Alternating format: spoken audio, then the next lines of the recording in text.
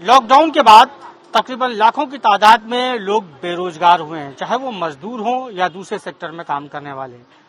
हम आज एक तस्वीर दिखाते हैं दिल्ली के एक सरकारी स्कूल में पढ़ाने वाले शिक्षक की।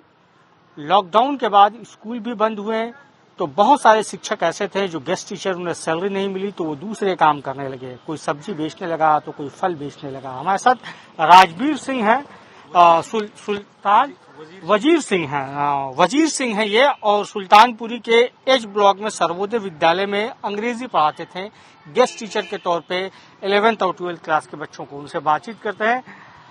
अंग्रेजी पढ़ाते पढ़ाते आप ठेले पे सब्जी और आम बेचने लगे हैं, ऐसा क्यों? ऐसा क्या हुआ कि ये कदम उठाना पड़ा आपको? देखिए सर, दिल्ली सरकार में मैं 2014 में ज्वाइन हुआ था।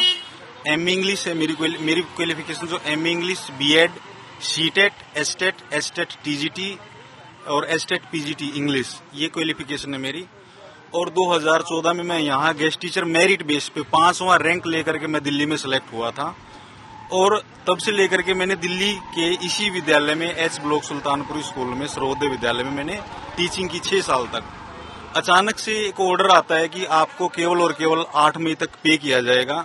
हमारे माननीय उप मुख्यमंत्री जी ये कहते हैं कि आपको लॉकडाउन के दौरान सैलरी दी जाएगी, परंतु हमारे को सैलरी तो मिली 8 मई तक। 8 मई के बाद हमारे को कोई सैलरी नहीं दी गई। और तब से लेकर के मेरे पास जो खर्च था, दैनिक खर्च था, वो लगभग लग चुका था पापा के इलाज के लिए।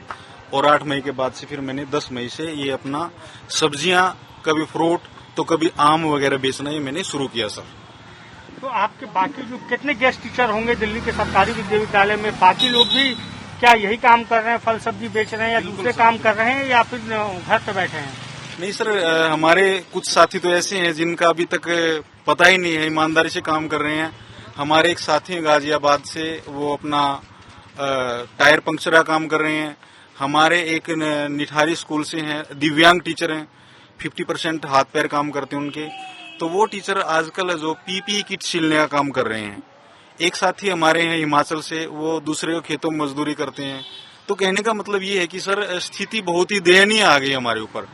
हम चाह रहे थे, दिल्ली गवर्नमेंट के अंदर हम आए थे, तब हम चाह रहे थे कि कुछ अच्छा होगा हमारे लिए, परंतु यहाँ की स्थिति अब देखा जाए अदर स्टेट के मुकाबले वो बिल्कुल जीरो पे आ गए हैं। दिल्ली के रहने वाले हैं? नहीं, मैं बेसिकली हरियाणा का रहने वाला हूँ। हरियाणा गवर्नमेंट ने अपने गेस्ट टीचर्स को 58 साल की सिक्योरिटी, जॉब सिक्योरिटी प्रोवाइड करा दी है।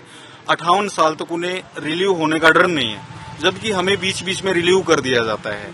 कोई प्रमोशन लिस्ट आती है, पदोन्नति आ गई या ट्रांसफर हो गई, या फिर कोई डायरेक्ट रिक्रूटमेंट आता, उस कंडीशन में हमारे को रिलीव करके घर बैठा दिया जाता है। आपके और भी साथी हैं जो सब्जी उब्जी बेच रहे हैं? बिल्कुल है सर, बहुत सारे साथी हैं।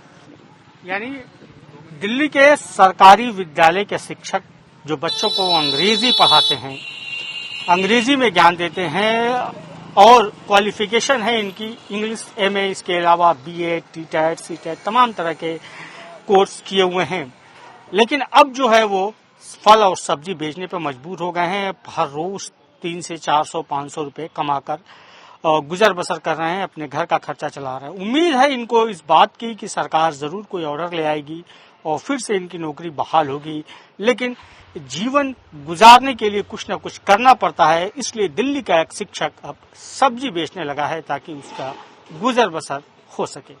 कैमरामैन रमेश चंद्र बेदवाल के साथ इमरान खान, स्वराज एक्सप्रेस, दिल्ली।